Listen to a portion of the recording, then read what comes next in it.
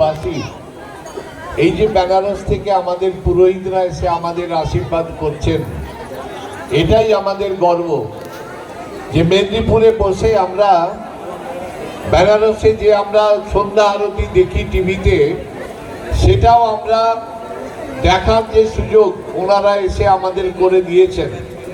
আগে আমরা 5 জন পুরোহিতদের দিয়ে করতাম।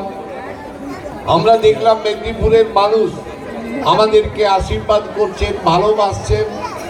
সেজন্যই আমরা যতই অসুবিধা থাক, আমরা আজকের দিনটি স্মরণ করছি।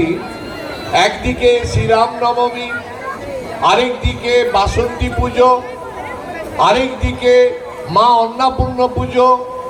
এই যোগ আমাদের ভারতবর্ষের প্রতিটি জায়গাতে এই আজকের দিনটি মহা সমারোহে পালিত হচ্ছে। ভগবান রাম এবং আজকে মা বাসন্তী দেবী অন্নপূর্ণা পুজো সব একসাথে আজকের দিনে। কালকে আমরা আমাদের এই রামনবমীর অনুষ্ঠান যেমন সাজানো আছে থাকবে, এবং প্রতিটি ভক্তবৃন্দর কাছে অনুরোধ, আপনারা যাবার সময় আমাদের এখানে প্রসাদ গ্রহণ করে যাবেন, এবং আপনারা যেভাবে আমাদের পাশে থেকে আমাদের এই অনুষ্ঠানটিকে সার্থক এবং সুন্দর করছেন, তার জন্য আপনাদের কাছে কৃতজ্ঞ। এটাই তো আমাদের মেদিনীপুর।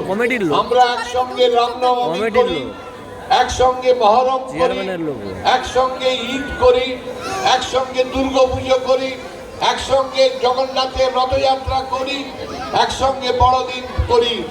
মেদিনীপুরের এই ঐতিহ্য আপনারাই ধরে রেখেছেন। আমাদের এই অনুষ্ঠানটি করতে যারা সাহায্য সহযোগিতা করেছেন, তাদের প্রত্যেককে আমরা ধন্যবাদ এবং কৃতজ্ঞতা জানাই।